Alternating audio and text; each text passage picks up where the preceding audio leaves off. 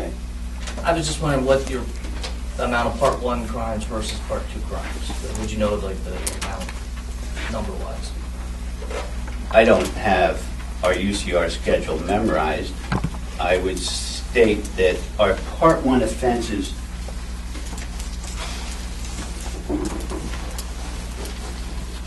we would be under 1,200 Part 1 offenses for the year. And Part 2 offenses, any idea what that would be? No. But it's significant, greater number. No, that I would call that a significantly greater number. They might be relatively greater, but not more by 30%. In defense of the chief,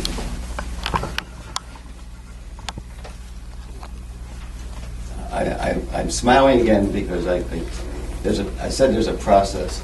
Before we would have make any decision, if we were to go, let's say, toward the other regional, we were going to have the chief in and ask a number of questions.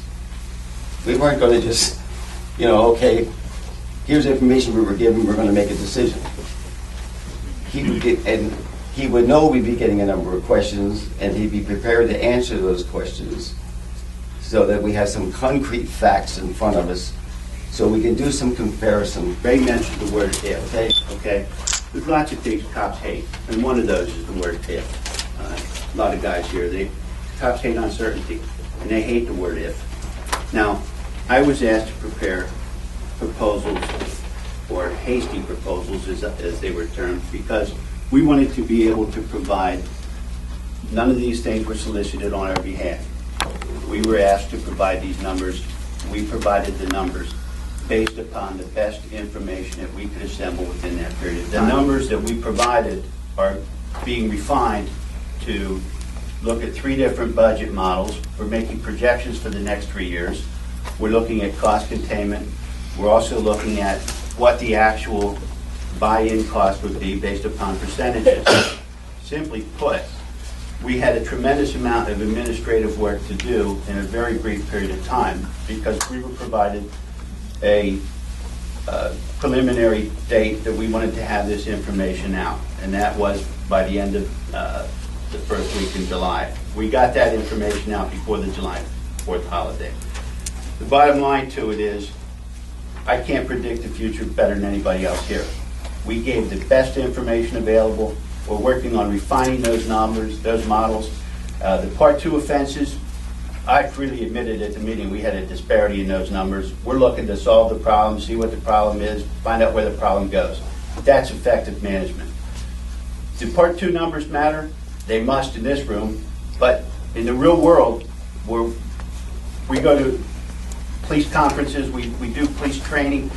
Nobody ever asked me my Part 2 clearance rate, okay? Part 1s, every single time we write a grant, every single time we do anything as far as deployment of problem solving, Part 1 offenses matter. Part 2 offenses, they matter as far as patrol distribution and responding to hot spots for crime, that type of thing. But certainly if we have an area of vandalisms, we respond to those Part 2 offenses. That's where Part 2 offenses are important. An awareness of where your criminal acts are occurring, awareness of where your problems are. For me to sit down and memorize a Part 2 offense chart for the UCR would be pointless because I could look that up. I could pull it up on my laptop, I can pull it up in my car, I can pull it up on my smartphone. Simply put, I don't know anybody that memorizes these things. It's like the Midnight Ride of Paul Revere. I had to memorize that in high school, but I couldn't recite it today.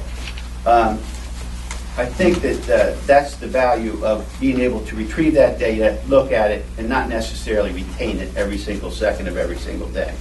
Thank you.